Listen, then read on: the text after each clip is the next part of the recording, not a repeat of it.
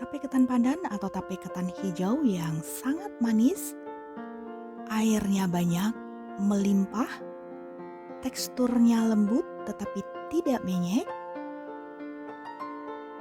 Seperti ini.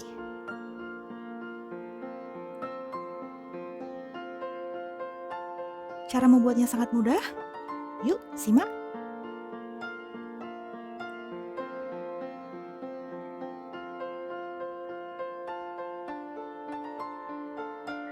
Ini adalah tanaman daun pandan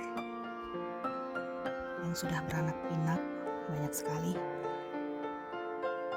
Bedanya dengan daun suji, ini adalah pohon daun suji, tinggi pohonnya, sedangkan tanaman pandan ini berada dekat dengan tanah. Mudah tumbuh di tempat yang teduh, tetapi ini juga panas tak masalah karena sebentar lagi juga akan teduh oleh bayangan rumah.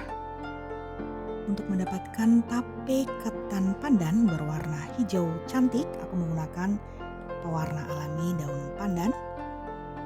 Boleh ditambahkan daun suji sebanyak 10 lembar atau lebih.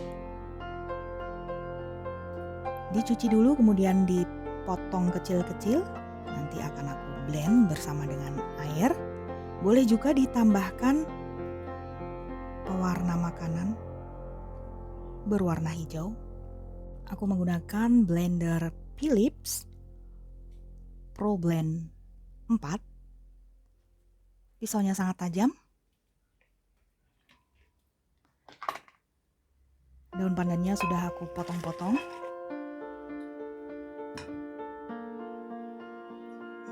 Tuang air. Kemudian ditutup rapat sampai terkunci. Ya. Kemudian hidupkan powernya ke angka 1 ke kanan. Bismillah.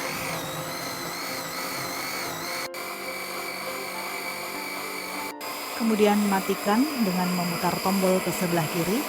Bismillahirrahmanirrahim. Jus pandannya sudah jadi. Warnanya tua seperti ini. Disaring terlebih dahulu, ini siap digunakan. Untuk mendapatkan tape ketan yang lembut, pertama pilih beras ketan kualitas prima. Aku memilih beras ketan putih Paris yang aku pegang ini kemasan 500 gram seharga Rp19.350. Jadi untuk 1 kg beras ketan putih Paris harganya hampir mencapai Rp40.000. Yang ada di mangkuk ini beras ketan putih Paris sebanyak 1 kg.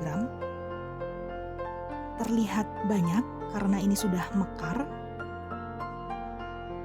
Ini aku rendam dalam larutan sari daun pandan. Bisa ditambahkan air daun suji maupun pewarna makanan, tapi jangan terlalu tua karena nanti ketika dikukus warnanya akan menjadi lebih gelap lagi. Ini aku rendam selama 8 jam sampai 12 jam hingga warnanya merata, cantik sekali seperti ini. Dan ini akan aku tiriskan, kemudian akan aku kukus. Panaskan panci pengukus, kemudian tambahkan daun pandan untuk membuat tape ketannya harum. Pasang sarangannya. Didihkan.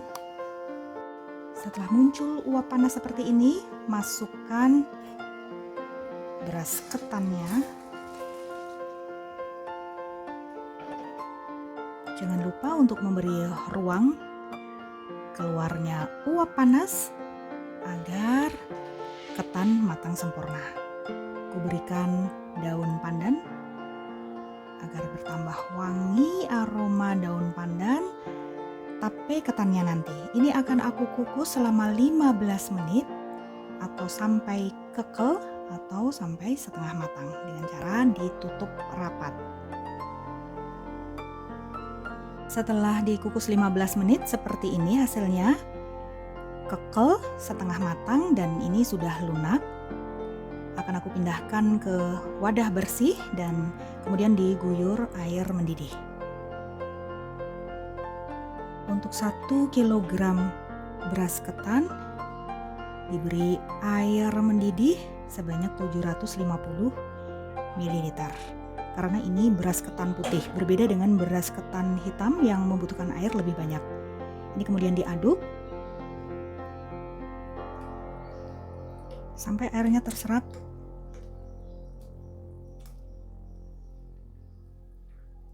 Setelah itu dikukus kembali. Dikukus kembali selama 15 menit atau sampai matang. Jangan lupa diberi lubang untuk keluarnya uap panas agar tape ketannya matang sempurna. Ini adalah ketan pasca pengukusan yang kedua. Setelah dikukus selama 15 menit, matang sempurna, lembut. Dan ini akan segera aku angkat dan diangin-anginkan sampai benar-benar dingin. Setelah itu baru bisa ditabur dengan ragi tape. Setelah pengukusan kedua, ketan segera dihamparkan di nampan. Ini tidak tebal ya, agar cepat dingin. Diangin-anginkan jika perlu menggunakan kipas angin agar benar-benar dingin. Dan perlu diingat bahwa untuk menaburkan ragi tape, ketannya harus ditunggu sampai benar-benar dingin.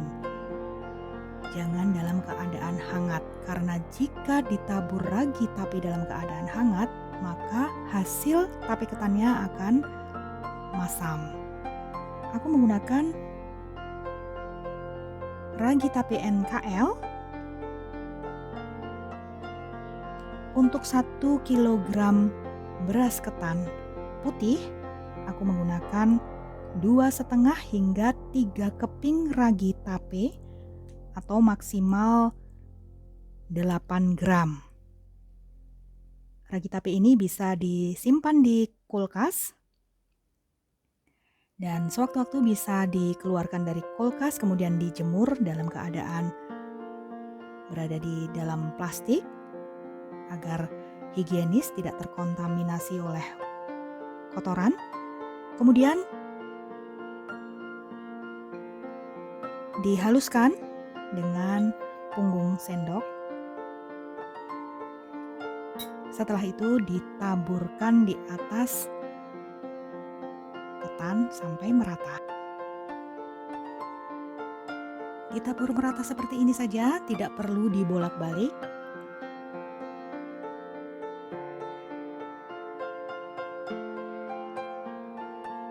Tidak perlu diaduk-aduk.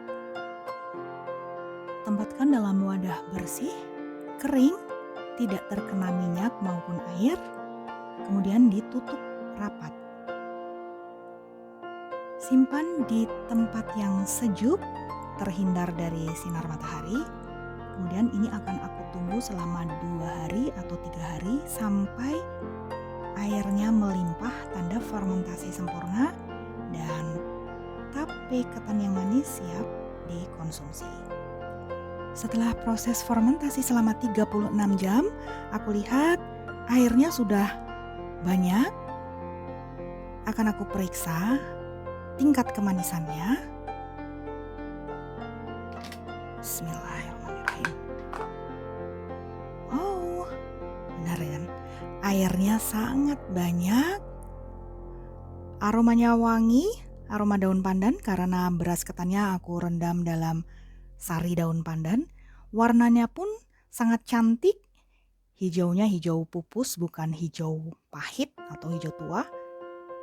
Dan yang putih-putih itu ragi. Wah, wangi sekali. Akan aku cicip dulu ya. Sepertinya sudah nggak sabar untuk mencicipnya karena aku suka banget dengan tape ketan pandan atau tape ketan hijau karena aromanya wangi dan dia itu lembut serta manis.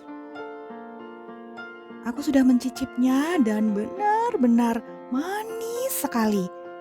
Padahal ini baru 36 jam proses fermentasi.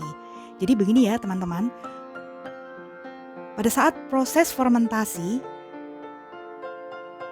tape ketan yang sedang diproses itu tidak boleh dibuka-buka dulu tutupnya.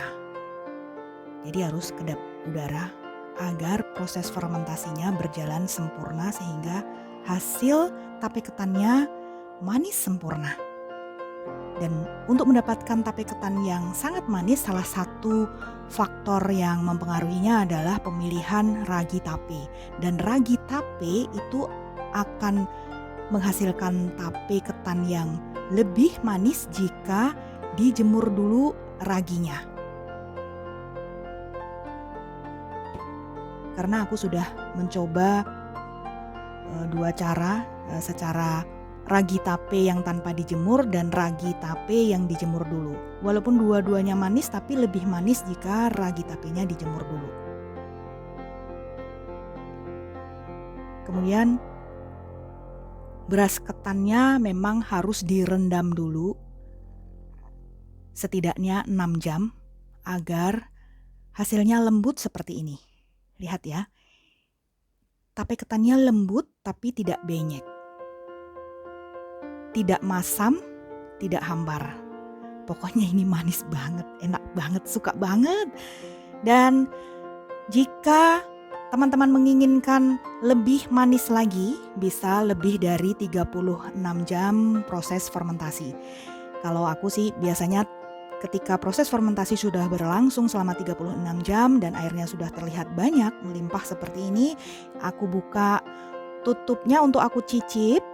Tetapi jika aku menginginkan untuk rasa yang lebih manis lagi, biasanya aku tambahkan proses fermentasinya selama 40 jam sampai 48 jam dengan cara ditutup, ditaruh di suhu ruang. Setelah itu dimasukkan ke kulkas. Tapi ini karena sudah sangat manis, setelah proses fermentasi selama 36 jam, ini akan segera aku simpan di kulkas karena dia akan lebih enak lagi jika dikonsumsi dalam keadaan dingin. Oke, selamat mencoba ya. Bye.